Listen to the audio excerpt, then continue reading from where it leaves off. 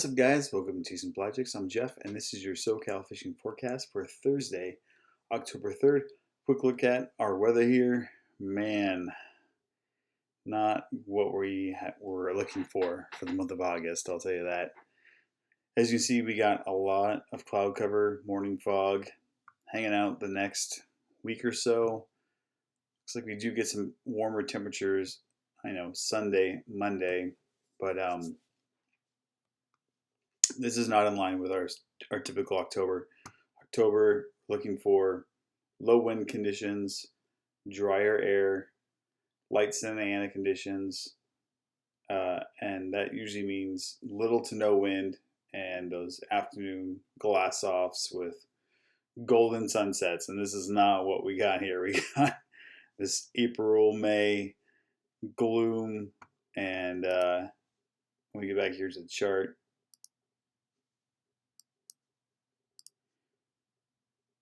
come on, baby.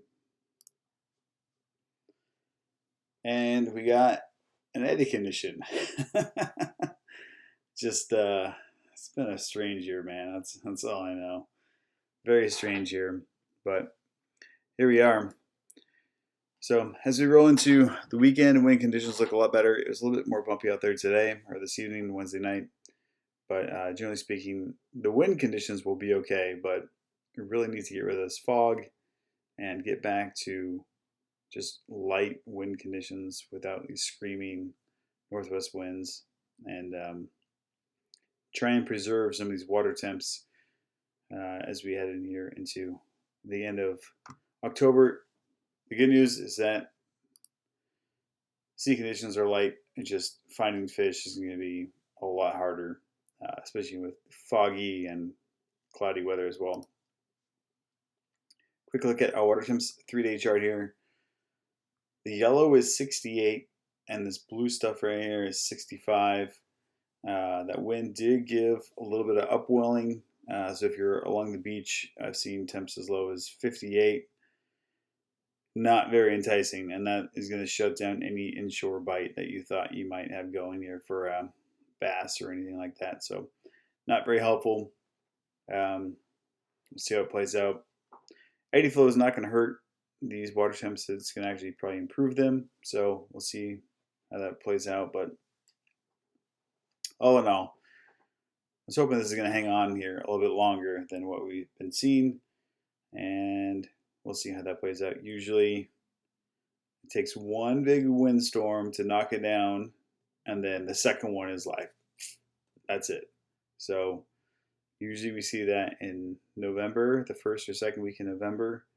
So see what happens here. But I was hoping this would look a little bit better than what it does. Currently, limited information out there. Not a lot happening, unfortunately. No news from the Channel Islands. No news from Nick. And the last time I got any word about Santa Barbara Island in particular, it was just some whitefish. Not a whole lot going on there. So it is what it is at those islands. The island fishing just this year has not been great, and same with a lot of that kelp petty fishing. Catalina, status quo. Barracuda, bass, bonito, found all around the island. There's still some squid back here. Ben Weston, Palisades, Silver Canyon. No one that I know of is selling it. So if you really want that, you have to make your own. San Clemente Island, I don't know of anyone that's actually fishing the island proper. I haven't got any good reports for yellowtail fishing in quite some time. There has been some sporadic bluefin across the backside here, so you never know. And that's really what we're going to focus on is the bluefin here. Let's talk about our watercolor here. It's going to tell part of the story also. We got this green water out here, and we want to keep the northwest winds from blowing this in. And so far, it's been doing a pretty good job of holding that off, actually. So basically, when this green water starts to soak in, it really starts to shut things down. And that's kind of a barometer of when these fish leak down. But getting back to our water temps, let me get a 3-day here. So we still got 70 70 degree, 68 degree water around in front of the island in the lee side of the wind, right? You're going to have that always warmer temps. So you got a good chance of looking for something in those areas. But as far as the bluefin goes, there has been a significant move off the Cortez in the last week or so, and it slid up to the Tanner and also to the Cherry Banks, which is about right here. Bottom detail. So Cherry Banks, right about here. All those boats that are fishing on anchor at Cortez kind of slid up to Tanner, and then now we're poking around at the Cherry Banks, trying to stick to those school-sized bluefin daytime fishing. They haven't come easy, and they begin to be a lot more harder than the past couple weeks. As far as the bluefin that has been in this basin, man, it's been wild. Like I said, this year they have bounced around so much that they're really difficult to stay on top of. A couple days ago, we had yellowfin and bluefin not here too far at the Farnsworth. We've had them up here at the 125, the Kidney.